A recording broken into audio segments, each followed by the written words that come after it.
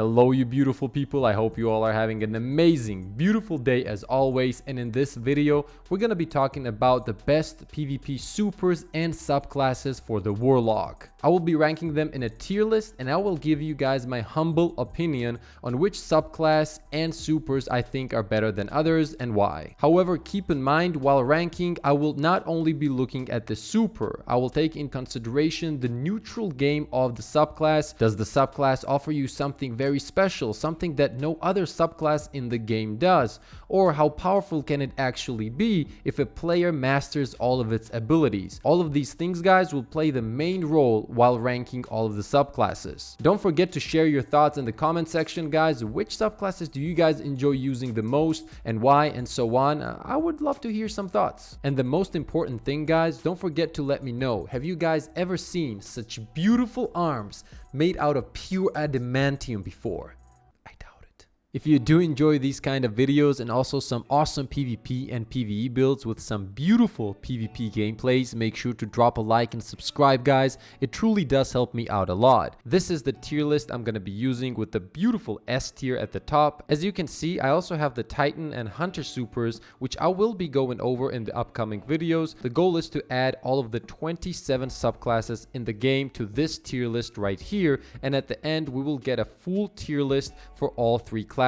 But as mentioned, today we're going to be focusing on the Warlock because I didn't want to go over all of them in one video and make it way too long. So stay tuned and don't forget that bell notification button, guys, so you don't miss anything. And now let's get right into it. I'm gonna go ahead and start with the Solar Warlock. The movement and positioning this subclass provides is simply amazing. You get to float in the air while keeping the same aim capabilities as if you weren't in the air at all. You can position yourself so high in the air that literally no one will even think to check that high up, and you rain death and destruction from above on your enemies. Not to mention the insane double dodge or dash, whatever you want to call it, which will give you insane movement. It's amazing for changing positions very fast. It's amazing for quick flanks, and of course for crazy survivability. And on top of all of this, you have arguably the best melee in the game that sends out 3 explosive solar energy blasts that 1 look beautiful and 2 are very deadly. If you master this subclass, guys, it has one of the best neutral games in D2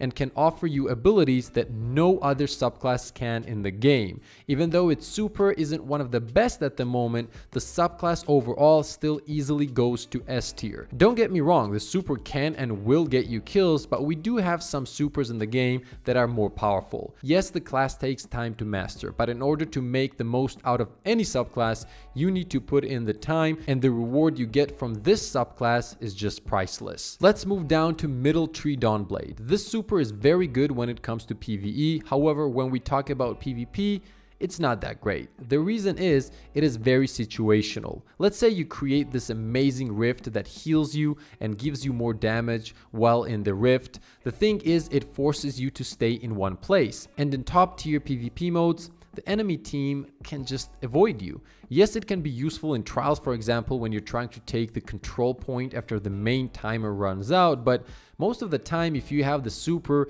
the enemy team does too, and it is very easy to kill people in a Radiance Rift with 90% of the supers in the game. The neutral game is also not amazing for PvP. Yes, you can heal your teammates by consuming grenades and turning them into blessings, and on paper all of this sounds really good, but it is also very situational. It's just not something you're gonna be doing naturally. And even if you do focus on this, it takes those extra seconds of your attention, which in top level PvP is very valuable. All of this class is definitely more built around PvE. The one thing that I do like is that if your teammates are in any of your rifts, it regenerates your grenade, melee, and rift energy, but I still think it's just not that great in PvP, and you're not going to be utilizing these abilities that often. So for PvP, I'm going to go ahead and put this subclass at C tier. Once again, this is my personal opinion. Let me know what you guys think in the comments. And now let's move on to the next one, and that is the Bottom Tree Dawnblade.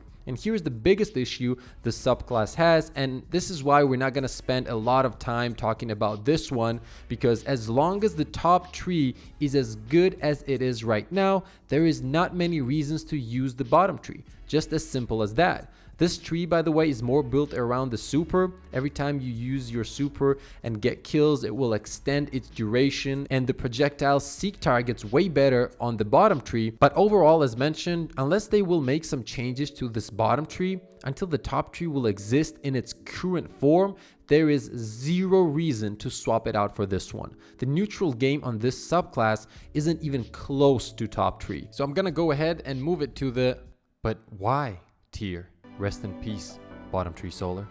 Next on the list is the Deadly Arc Warlocks, and I'm gonna go ahead and start with the top tree. And there's a few reasons I enjoy this one. So let's take a look. We have an amazing super that can last way longer if you pop it when your abilities are fully charged, but the best thing about it is the blink, which gives you insane survivability in your super. This is one of the hardest supers to shut down, and you also have Chain Lightning, which makes it super easy to wipe groups of enemies. Then we also have the perk Arc Web, which can be extremely strong in the Crucible. As you damage an enemy with your grenade, it chains deadly lightning damage to nearby enemies. And guys, don't underestimate the power of this perk. It can literally wipe out a whole team. We also get a melee that chains damage to multiple players as long as they are in range. So we have a great super with awesome movement that is very hard to shut down, and some crazy chaining abilities with the subclass. And overall, the neutral game is pretty good.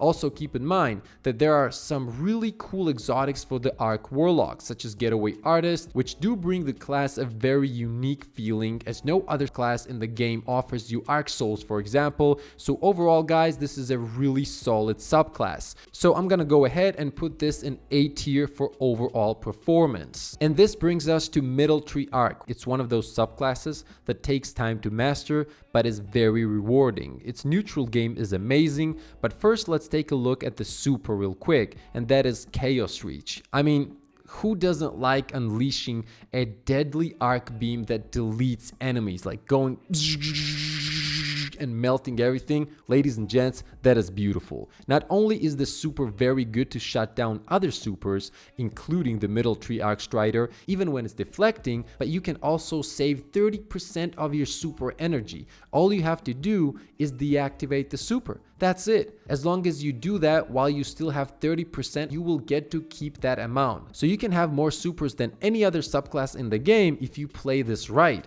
Oh, and you also have an exotic that fills up your super energy when it's almost full while sprinting, and it usually kicks in at around 85-90%. So not only do you get to keep your supers 30%, but you get an extra 10-15% at the end, which means that every time you use it, you only have to get like 60% of the super back, unlike the other supers that have to work their way from 0 to 100. In my opinion, this is just crazy and very underrated, especially if you own a SSD for consoles. Swapping out exotics is very fast. Now, if you're playing 6v6, the super can be easy to shut down because there's just so much happening. You can't really see everyone's position, and somebody might be behind you and just shut you down really quick. But in 3v3s, it's pretty solid. Now, when we take a look at the neutral game, what sets it apart from others is Ionic Trace. So every time you kill an enemy, you have a chance to create a Ionic Trace,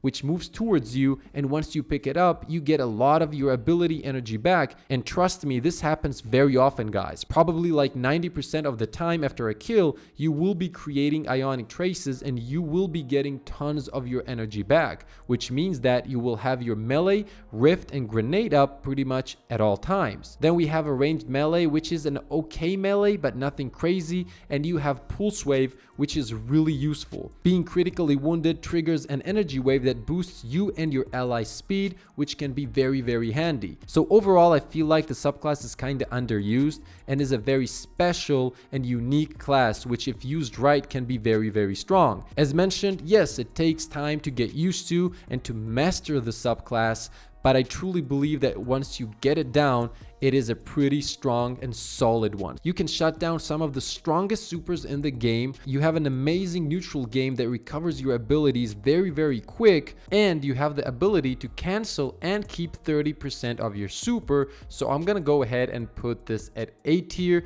and I would love to hear your thoughts. This is one of the most unique subclasses in the game in my opinion, and it can be tons of fun. And now let's take a look at the bottom tree. So this subclass is in a weird spot. Let's start with the super. The main perk here is Landfall, which fires lightning into the ground and supposedly should be destroying people that are close to you as you activate the super. So you have to play aggressive and pop the super to make use of this perk.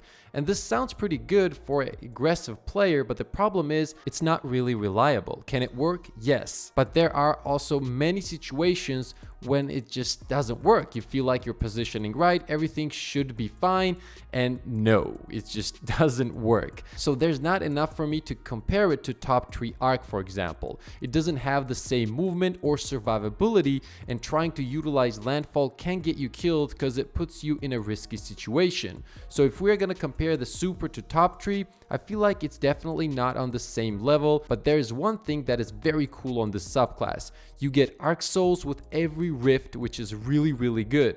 Yes, you can have arc souls on other subclasses with getaway artist, but thanks to this subclass, you get your arc souls with every rift, which gives you an open slot for any exotic you want to use. Some people even like to use getaway artists on this bottom tree and pretty much have arc souls up at all times. However, I still don't see the neutral game of the bottom tree to be anywhere close to middle or top tree. It's kind of in the same spot as the bottom solar tree. As long as the others are as good as they are, there really isn't many reasons to play this subclass. However, the neutral game, especially because of arc souls, does feel way better compared to the bottom tree solar, and the roaming super can be more useful than the middle tree solar's radiance rift. So I'm gonna go ahead and place it in the B- tier. And now, ladies and gents, let's take a look at the void subclasses. A big factor in void subclasses in general, guys, is the fact that you can run blink. I'll be honest here, I have no idea why more people don't use blink. One of the most strong tools for PvP,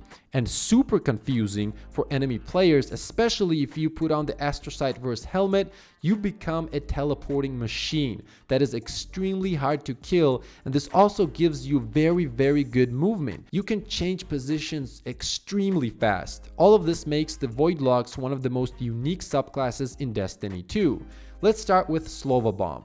This subclass is pretty good overall. You have a super that is amazing at shutting down other supers, it's really easy to use, and not only is it good for the initial damage and kills, but it also spawns smaller seeker projectiles, which are like, I will look for you, I will find you, and I will kill you. So yeah, the super is a beast, but the downside is if you use the super from a bit far away, it is possible to outrun it. And the neutral game is also not bad. The great thing is you can overcharge grenades, making it way deadlier than normal. You do this animation where you charge up your grenade, and for example with Axiom Ball, when you throw it, you get an extra seeker and they just track enemies to the end of the world, and it is a lot of fun. You also have a melee that drains your enemy's health and grants you grenade energy, and void ability kills do cause your enemies to explode. So as you guys can see, it is heavily built around grenades and explosions, which if you do enjoy this playstyle, it can be really fun. So overall, it's a pretty decent class. However, the neutral game I don't think is better than some of the others that we have, so I'm gonna go ahead and place it in A- tier. Next one on the list, you beautiful people, is Nova Warp. This one used to be one of the most overpowered supers in Destiny 2. It was one of those supers that you would hear and you would just drop the controller and do some stuff around the house, okay? It was just too strong. But since those times, it has been nerfed, and right now it's not in the best spot. Yes, it can still be effective, but there's just too many better options. The super went from unkillable to one of those supers that are pretty easy to shut down. That's why you don't see a lot of them in the Crucible anymore. more. However, there's one exotic piece that makes the movement on this subclass absolutely beautiful, and that is Astrocyte Verse. You're gonna be blinking way further and more frequently, and once you take time to master this, ladies and gents, you're gonna have a lot of fun, and you're gonna be way harder to kill. As you can see right here, you can cover crazy distances really quick. Some people still love to use handheld Supernova, which converts your grenade into a short-ranged Void Blast, which by the way is still very good. And the subclass overall feels pretty decent. It's not bad at all. Void ability kills also grant health and melee, grenade, and class ability energy, which is awesome. The melee ability itself causes a void explosion. Overall, the class isn't exactly where it used to be, and I feel like back then it was pretty overpowered, but in general, it still is pretty decent. It's definitely better than some of the classes we went over, such as Middle Tree or even Bottom Tree Solar, and better than Bottom Tree Arc, but not as good as others, which is precisely why it's gonna go to B tier. I truly believe that whatever subclass you're using, if you master the abilities, you can make it work. Like, they can still be strong, but initially some of them are gonna be better than others, and that's what we're ranking right here. Ladies and gents, we have arrived. We're gonna go over the bottom Devour subclass. This right here is a hidden gem that for some reason not many use. If you have been following the channel, you guys know I love this subclass a lot, and the fact is, this is extremely strong. This tree was buffed recently, and now you can proc Devour even with super kills. So what is Devour? As soon as you get a kill with your melee or your super, or when you consume your grenade, you will get a full instant heal and the Devour effect that will stay active for 10 seconds. You beautiful people, I know what you're thinking. This sounds insane, but trust me, it's even better than it sounds when you master it. This is literally the only subclass in the game that offers so much instant healing with its neutral game and its super. When you combine all of this with Blink, it's absolutely crazy. You can consume your grenade, then blink in, even if it's 2 people. No one expects your instant heal. You take out one player, get a instant heal, and kill the other. And all of this is happening without an exotic armor piece. No other subclass offers this kind of combination of survivability and aggressive play. And this is one of the more challenging subclasses to master, but once you do learn how to use all of the above, ladies and gents, trust me, you will be annihilating people. Even very highly skilled players get bamboozled with Blink when used correctly, especially on console. Blink is so hard to track down. As for the super itself, it's amazing for shutting down other supers, and since it now procs Devour, it's also really strong to play aggressive. You rush in, take out a few people with your super, and even if they damage you as soon as they die, you're gonna be at full HP with the Devour perk active. That said, this Nova Bomb is way harder to use than Top Tree because it doesn't have tracking or any kind of seeking projectiles. So if you try to main this subclass, you have to time the super well and get used to the travel time and movement